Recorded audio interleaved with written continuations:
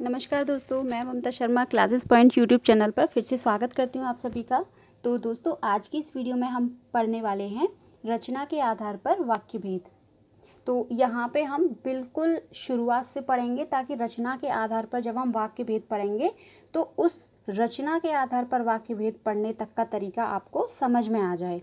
ठीक है, तो इसकी जो शुरुआती तौर से हम पढ़ेंगे। ठीक है, तो दोस्तों वीडियो आपको अगर पसंद आए तो प्लीज़ दोस्तों वीडियो को लाइक ज़रूर कीजिएगा। और अगर आप चैनल पर नए हैं, आपने अभी तक चैनल को सब्सक्राइब नहीं किया है तो प्लीज़ दोस्तों चैनल को सब्सक्राइब ज़रूर कर लीजिए और बेल आइकन प्रेस कर लीजिए। तो दोस्तों यहाँ पे हम बहुत ही आसान तरीके से पढ़ेंगे और हाथ के द्वारा लिखी हुई नोट से हम पढ़ेंगे तो आपके बहुत बेहतर तरीके से समझ में भी आएगा, ऐसा मेरा मानना है और ये चीज़ सही भी साबित होगी। तो शुरू करते हैं रचना के आधार पर वाक्य भेद। सबसे पहले हम देखेंगे शब्द कि शब्द क्या होते हैं। वर्णों के सार्थक समूह को शब्द कहते हैं। फिर से देखेंगे वर्णों को, यानी वर्ण कौन कौन से होते हैं। जो हमारी वर्णमाला है अ से ज्ञ तक, अ, क, छ, स, प, ये भी अगर हम अलग अलग लिख देते हैं तो ये हमारे वर्ण कहलाते हैं।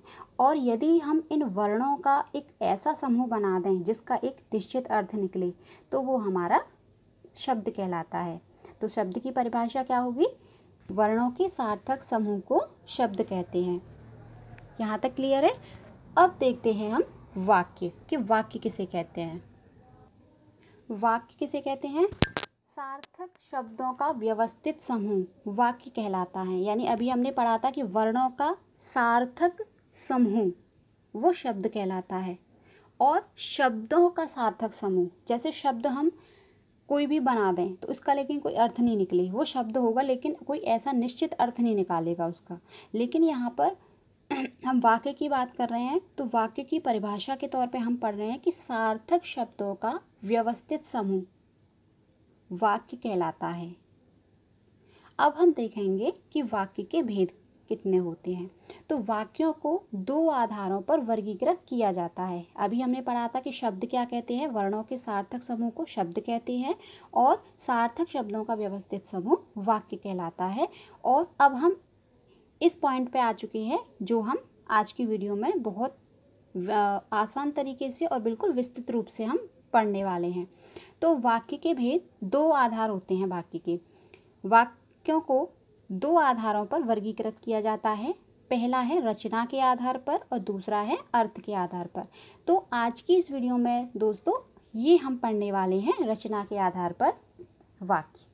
ठीक है, तो देखते हैं रचना के आधार पर वाक्य भेद।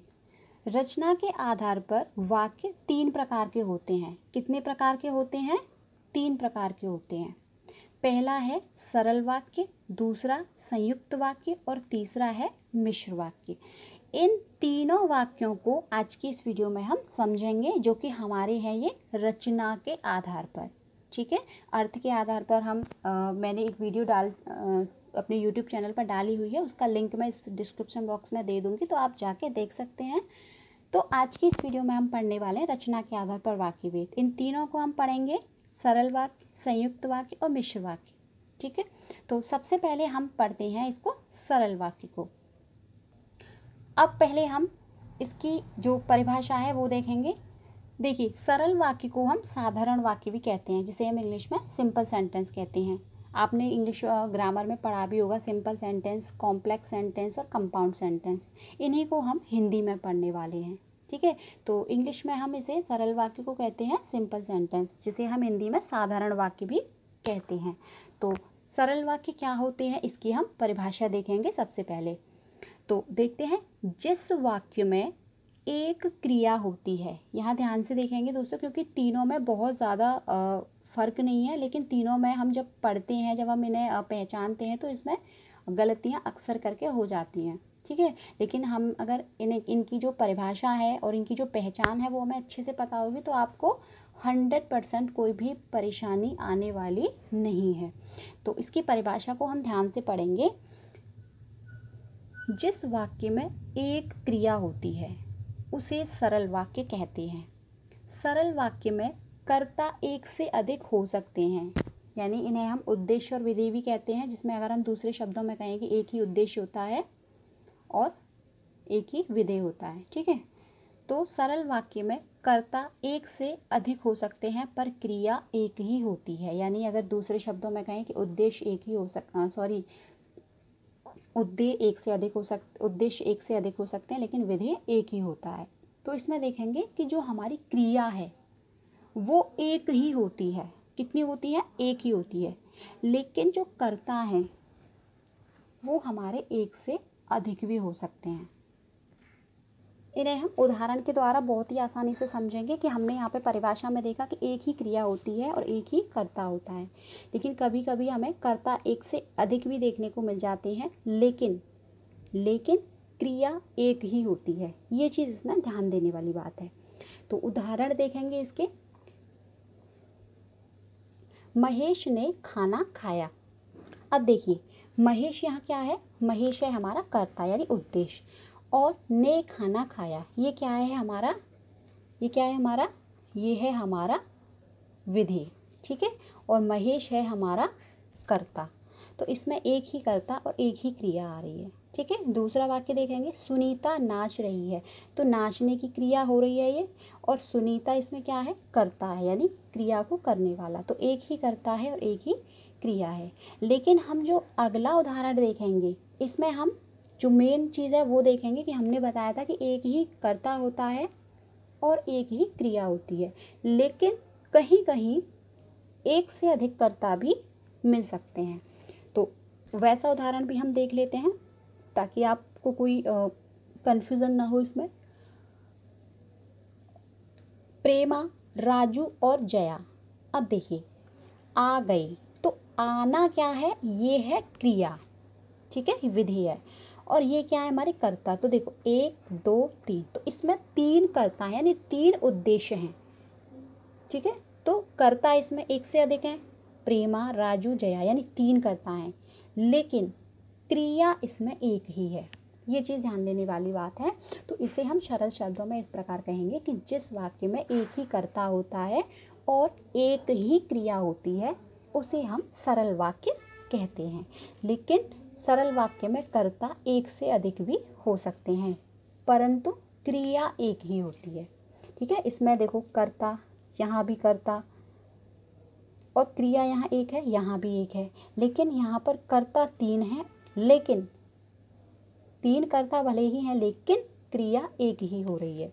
ठीक है, और उम्मीद करती हूँ दोस्तों आपको बहुत आसानी से समझ में आ रहा होगा। और अगला देखते हैं संयुक्त वाक्य। संयुक्त वाक्य देखेंगे।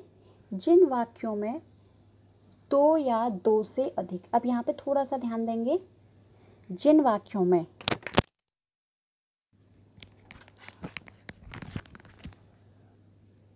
सॉरी दोस्तों, थोड़ा फ़ोन गिर गया था मेरा।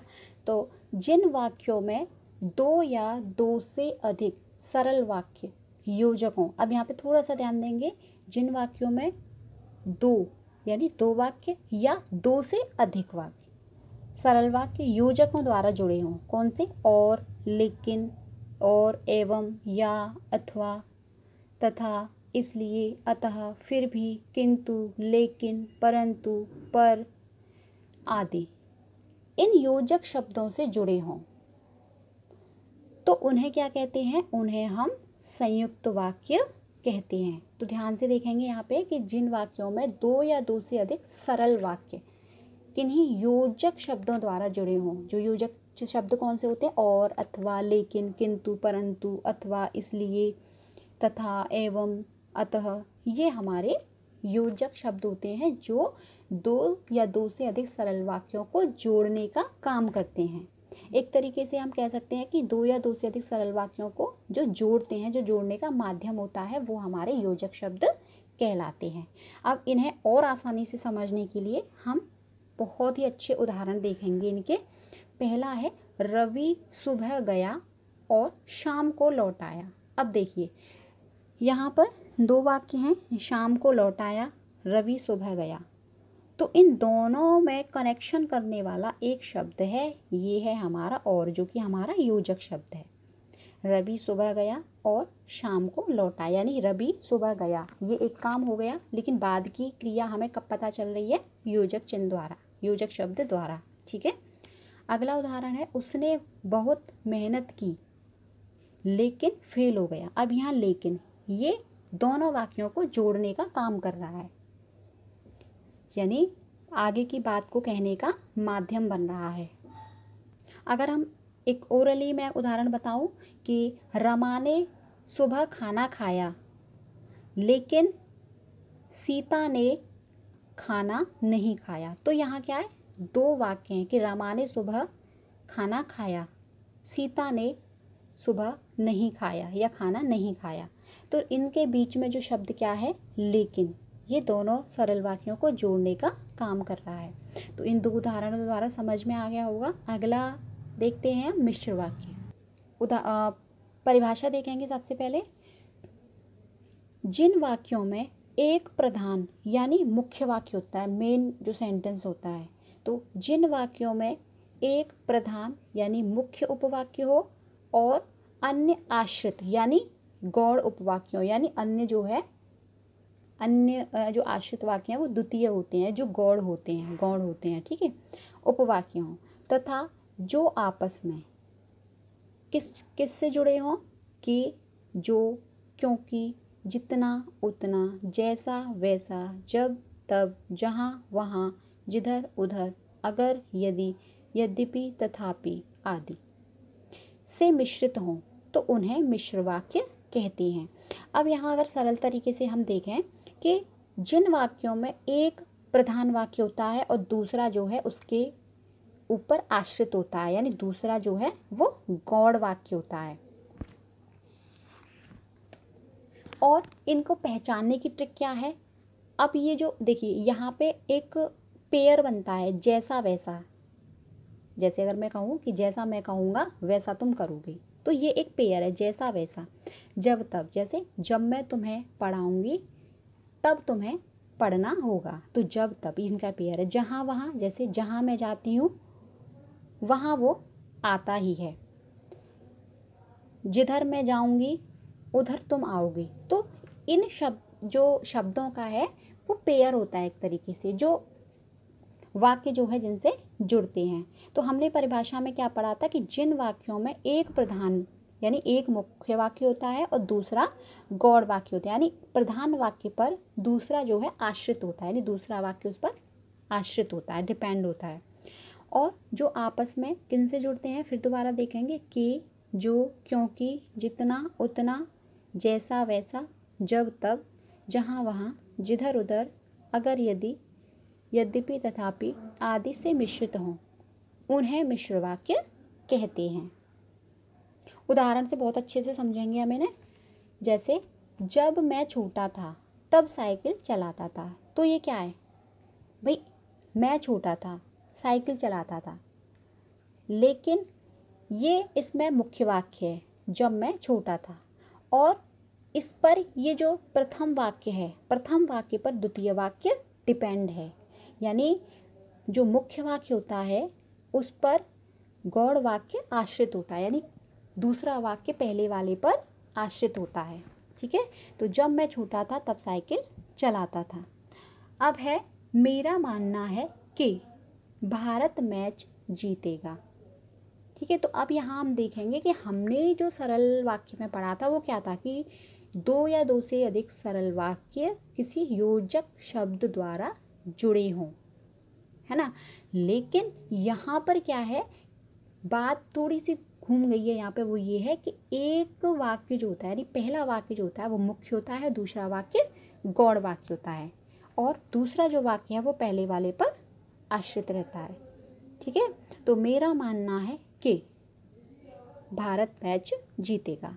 अगला है जो लड़का वहाँ खड़ा है वह मेरा भाई है। यहाँ एक संबंध बताया जा रहा है कि जो लड़का वहाँ खड़ा है वह मेरा भाई है। जैसे हमने योजक उसमें बताया था, जो बताया था हमने कि जो पेयर होते हैं, जैसा वैसा, उदाहरण बताए थे कि जैसा मैं कहूँगी वैसा तुम्हें करना पड़ेगा, जहाँ मैं जाती हूँ वहाँ वो आता है। ठीक है। अगर मैं तुमसे किसी काम की कहूँ तो तुम्हें करना पड़ेगा। तो ये कुछ पेयर्स होते हैं, ठीक है। तो सबसे जो पहचान वाली चीज़ है वो ये है कि सरल वाक्य जो होते हैं वो योजक शब्दों पर निर्भर होते हैं, योजक शब्दों से जुड़े हुए होते हैं जो एक जोड़ने का काम करती हैं। और मिश्र वाक्य में थोड़ी सी पहचान की ज़रूरत ये है कि इसमें एक वाक्य, जो पहला वाला वाक्य होता है वो मुख्य होता है, और जो दूसरा वाला वाक्य होता है वो गौड़ वाक्य होता है। यानी जो सेकंड वाला वाक्य है वो पहले वाक्य पर आश्रित होता है, ठीक है। तो इनको हमने ये ट्रिक करने की, जो शब्दों से जुड़े हुए होते हैं, जिन शब्दों से पहचानते हैं, उनके हमने वो शब्द भी बता दिए, और हमने जो है तीनों वाक्यों को यहाँ पर उदाहरण के साथ अच्छे से समझा है। तो दोस्तों उम्मीद करती हूँ आपको वीडियो अच्छी लगी होगी, वीडियो पसंद आई होगी। तो प्लीज़ दोस्तों वीडियो आपको अच्छी लगी हुई हो तो प्लीज़ दोस्तों वीडियो को लाइक ज़रूर कीजिए। और फिर से कहना चाहूँगी, अगर आप चैनल पर नए हैं, आपने अभी तक चैनल को सब्सक्राइब नहीं किया है, तो प्लीज़ दोस्तों चैनल को सब्सक्राइब कर लीजिए और बेल आइकन प्रेस कर लीजिए। मिलते हैं हम अपनी अगली वीडियो में, तब तक के लिए आप अपना ध्यान रखिए, सुरक्षित रहिए।